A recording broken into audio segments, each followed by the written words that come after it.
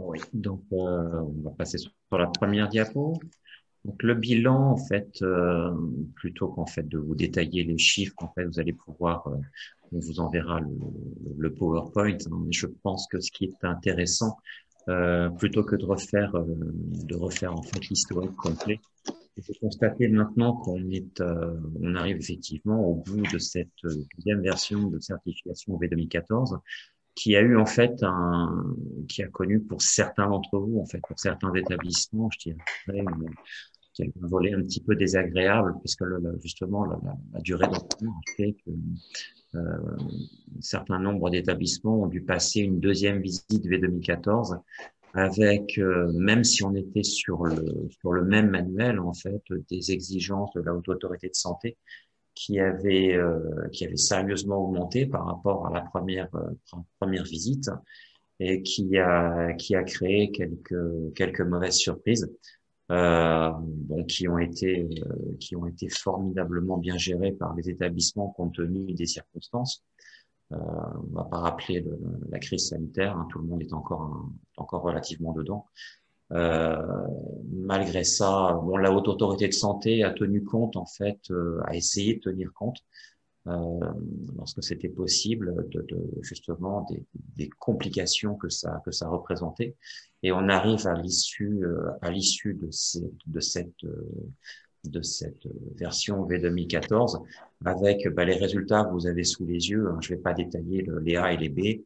Du D des sursis, nous n'en avons plus. Les problèmes ont été levés.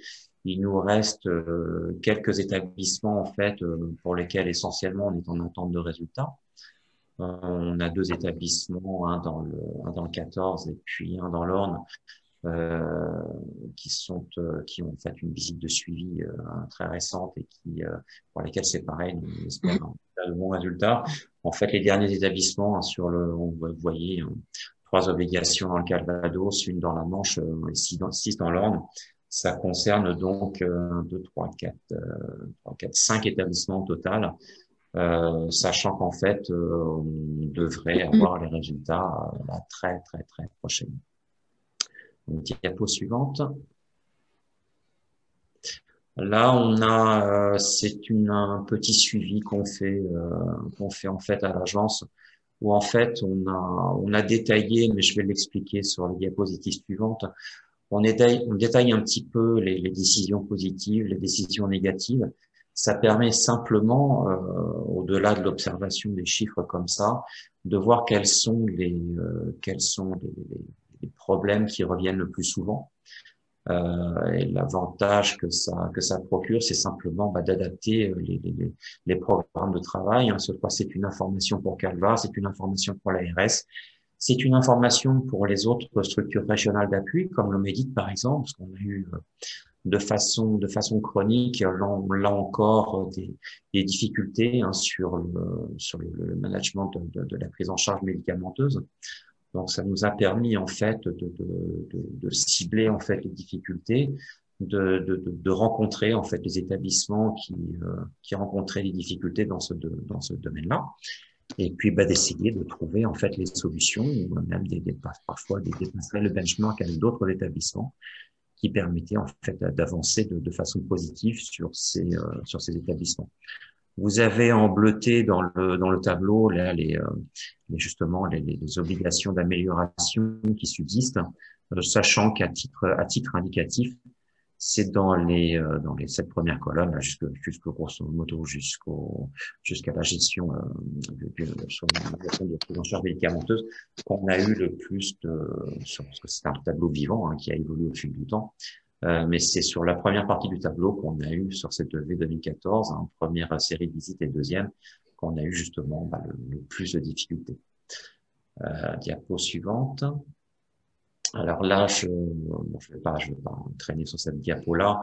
On a repris les éléments d'historique hein, qu'on a déjà eu l'occasion de présenter sur les cafés rencontres ou sur des présentations faites aux établissements, à nos partenaires, sur justement l'accompagnement que l'ARS propose avec Calva, et qui en fait est pour beaucoup, vous vous avez pu voir, vous avez pu tester, hein, qui est un accompagnement qui est avec une méthode ciblée et qui en fait tend maintenant à, bon, ça a beaucoup évolué dans le temps, hein, on a fait évoluer en fait, on va passer directement à la diapo suivante. On a fait évoluer en fait nos interventions en fonction des résultats. La méthodo d'ailleurs va se maintenir justement sur la nouvelle procédure de certification, hein, en fonction des résultats qui se présenteront, avec une intervention qui se découpe en fait, qui se phase en fonction justement des résultats. Hein. Sur la V2014, on avait en fonction de ce qui était posé comme difficulté aux établissements, en fait, des actions qui étaient proposées, soit enfin, qui étaient proposées, hein, j'insiste là-dessus, hein, on n'a pas souhaité rendre ces démarches obligatoires, parce que l'accompagnement c'est une offre de service, c'est une proposition. Donc d'un établissement à l'autre, soit on fait simplement un point pour voir en fait si il y a toujours une première rencontre, une rencontre ou un contact téléphonique pour voir si en fait l'établissement bute sur une difficulté particulière et puis en fait souhaite ou non un accompagnement plus poussé, soit avec donc les professionnels de l'agence, soit avec CAPA ou d'autres professionnels en fonction des besoins qui se posent. Donc là, sur cette première diapo, hein, vous avez donc vous reconnaissez sans doute les logos tels qu'ils se présentent sur une nouvelle procédure de certification. Vous les adapterez sans aucune difficulté aux anciennes avec la V2014. Lorsque les établissements étaient certifiés, on gardait en fait leurs bons résultats. En fait, ça nous permettait simplement des fois de dégager des méthodos ou des solutions entre guillemets déjà réfléchies qui pouvaient éventuellement être transposées sur d'autres établissements et puis proposer des solutions, je dirais, à d'autres établissements en difficulté. Diapo suivante. Vous retrouvez là, c'est pareil, adapté sur la nouvelle mouture de certification, les petits outils dont je parlais tout de suite, hein, qui sont des conférences téléphoniques systématiques dans un premier temps, qui sont parfois en fonction des problèmes qui se posent, des visites sur place. Alors c'est pareil, si l'établissement l'accepte, si l'établissement le souhaite, hein, on insiste toujours là-dessus. Il n'y a pas de démarche obligatoire hein, de notre part. Hein, c'est pas, je le précise parce que venant de l'agence régionale de santé, certains établissements s'inquiètent. On est vraiment dans une démarche de proposition, d'accompagnement pour tous ceux qui ont pu le voir, qui ont pu le constater. On est vraiment sur une proposition d'ouverture. Hein. On vous propose à chaque fois d'être transparent sur vos difficultés de manière à ce qu'on puisse adapter les recherches, qu'on puisse adapter les outils, qu'on puisse adapter les formations et les recherches de solutions. Donc, dans tout ça, effectivement, on a pu être amené à aller visiter des établissements sur place, des blocs opératoires, des choses comme ça, en fait, pour constater simplement les difficultés techniques lorsqu'elles se posent. Et puis essayer, c'est pareil, au vu des difficultés qui étaient rencontrées, c'est pareil, de trouver en fait des solutions. Toute cette démarche-là, en fait, en général, vous la connaissez. Hein, la coopération avec Calva maintenant, c'est quelque chose que vous connaissez bien. Hein, c'est quelque chose qui s'est ancré dans le temps, qui s'est ancré en fait dans de bonnes habitudes de travail, de bons échanges, et qui va sur la nouvelle procédure de certification avancer encore avec des échanges beaucoup plus fréquents sur simplement l'état de certification des établissements, avec les difficultés qui se posent, avec les solutions qu'on pourra essayer de dégager, même parfois en amont en fait des visites de certification, mais je vais en parler ensuite. Là, je vais simplement évoquer en fait les échanges avec la Haute Autorité de Santé. C'est ce qui est un petit peu de nouveau, je dirais, par rapport aux présentations qu'on a pu vous faire dans le passé. Ces échanges avec le HAS maintenant sont quasi hebdomadaires, où on peut faire des points sur les difficultés rencontrées, sur les solutions proposées, sur les échanges qu'on peut avoir avec les établissements. Ça permet simplement, en dehors des visites de suivi, en dehors des outils qui ont pu être montés. Là, je pense sur la V2014, je pense au compte qualité. Ça permet simplement de façon informelle, mais par contre tout à fait officielle, puisque c'est porté par l'ARS et l'ARS est là pour soutenir les établissements. Mais ces contacts avec la HAS, puisque je suis votre référent et votre représentant auprès de la Haute Autorité de Santé, ça permet de leur apporter des compléments d'information. Ça permet, après les visites de suivi, d'apporter donc ces informations supplémentaires ou parfois essayer également d'apporter des choses qui peuvent avoir été ressenties comme mal comprises par l'expert visiteur.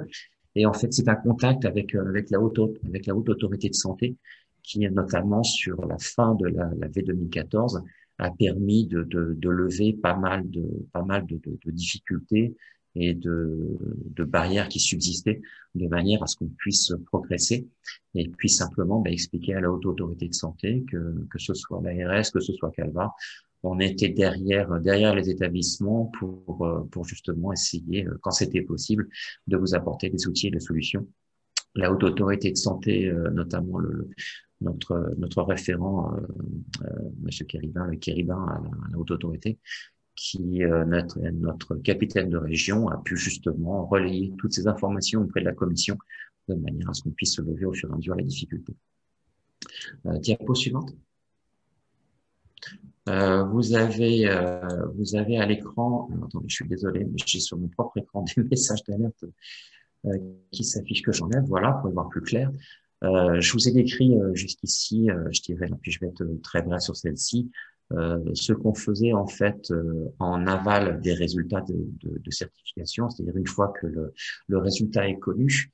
Et on travaille à l'heure actuelle, enfin depuis un petit moment, parce qu'en fait on avait démarré ces travaux-là avant le Covid, avant la crise sanitaire, et ça a été mis un petit peu en stand-by, mais on poursuit en fait cette démarche de manière à essayer de travailler sur un certain nombre d'indicateurs qui nous permettraient en fait en amont des visites de certification d'essayer de repérer si notamment, parce que vous avez tous pu voir par exemple notamment au niveau des indicateurs qualité et sur les IQSS des évolutions réglementaires assez importantes, que ce soit en termes simplement de récompense, on va dire, de récompense financière, de soutien financier en fait aux établissements et même parfois de sanctions à la qualité. Enfin, vous avez pu voir, je pense dans Respimedia, les dernières informations à ce sujet-là. Pour nous, c'est aussi, je dirais, une surveillance de ces indicateurs qui va nous permettre aussi peut-être de contacter, même la démarche sera similaire, de contacter les établissements pour leur proposer peut-être d'essayer d'étudier avant donc, la visite de certification, je dirais les problèmes qui peuvent se poser pour voir si on peut essayer de trouver une solution avant la visite de certification cette fois-ci. Je ne vais pas m'étaler davantage, je pense que j'ai déjà un petit peu dépassé le créneau qui m'était proposé. Donc, écoutez, c'est pareil. Si vous avez des questions, n'hésitez pas. Surtout, on est là pour y répondre.